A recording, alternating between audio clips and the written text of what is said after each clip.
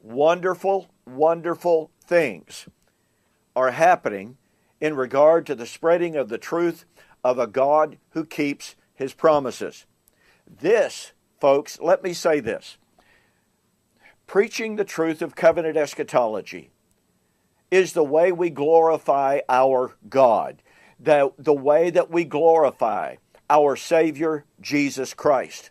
There is no glorification of Jesus Christ in any kind of a futurist eschatology that says, well, of course, Jesus said He was coming back in the first century, but of course we all know He didn't do it.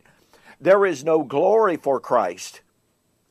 There is no magnifying Him as the Son of God in any system that says, of course, we all know the New Testament writers expected the coming of the Lord, the judgment, the resurrection in their lifetime.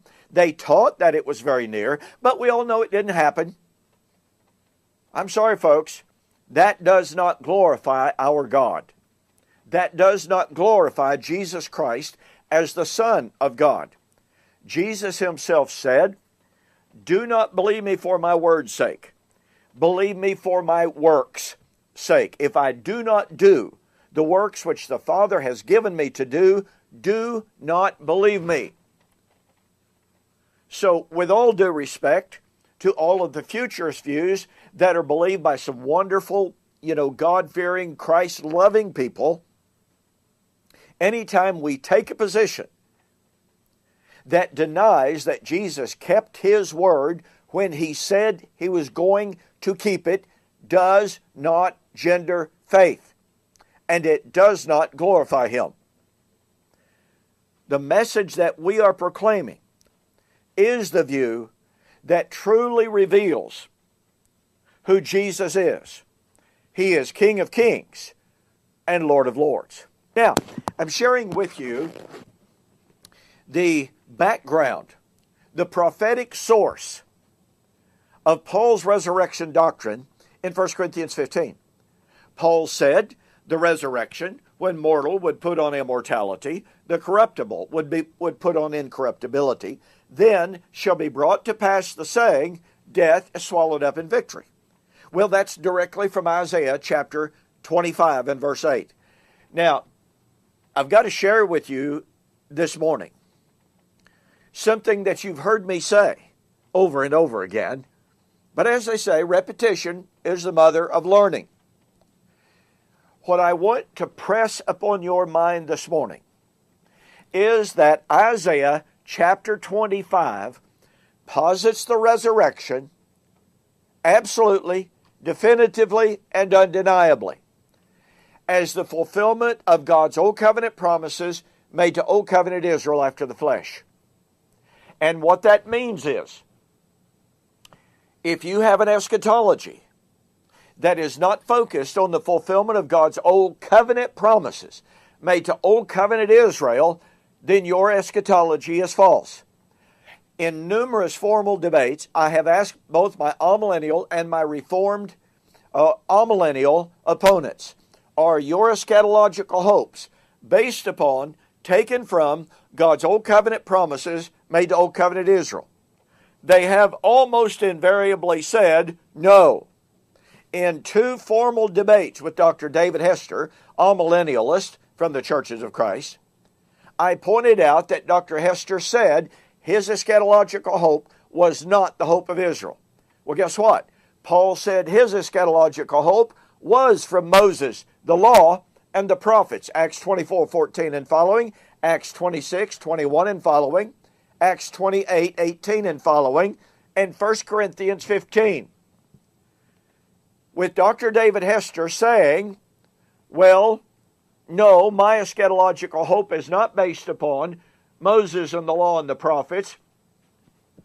He thus admitted that he preaches a different eschatology from what Paul did. Now let me drive that home. Isaiah chapter 25 and verse 8, He will swallow up death forever, and the Lord will wipe away tears from all faces, the rebuke of His people He will take away from the earth, for the Lord has spoken, and it will be said in that day. What is the antecedent? The day in which he would swallow up death. In that day, it will be said, behold, this is our God. We have waited for him. He will save us. We have waited for him. We will be glad and rejoice in his salvation. Do you catch that? Here is Isaiah saying that the day of the resurrection, the day of the Messianic banquet, remember that? Would be the time of Israel's salvation. Look, folks, this is Romans chapter 11, where Paul said, if the casting away of Israel be the blessings of the world, then what will their acceptance be but life from the dead? And he was talking about the righteous remnant of Old Covenant Israel, of which Paul said he was, as a member of the tribe of Benjamin, he was a member of that righteous remnant of Old Covenant Israel. But he said that the Lord was going to consummate, perfect, bring to its end that work of Israel's covenant history at the coming of the Lord out of Zion, in fulfillment of Isaiah, in fulfillment of Hosea, in fulfillment of Jeremiah, in fulfillment of Daniel 9. You see, folks, before the nations could enjoy the blessing of salvation, Israel had to be saved. Resurrection had to come through Israel. In that day, it will be said, this is our God. We have waited on him. Just as Paul said, I am not ashamed of the gospel of Christ, for it is the power of God to salvation. To the Jew first, then to the Greek. Just as Jesus said, salvation is of the Jews. We must understand that the story of redemption, the story of Adam, and the death curse that entered through Adam was assimilated into the resurrection promise and became the resurrection promise of Abraham. The resurrection promise of Abraham was assimilated into and became the resurrection hope of Israel.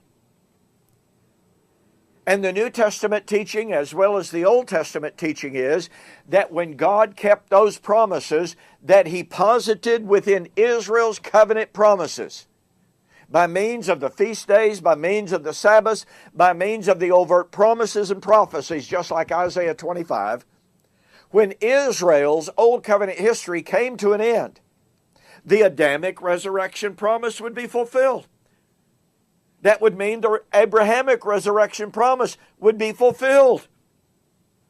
That would be in the day of Israel's salvation.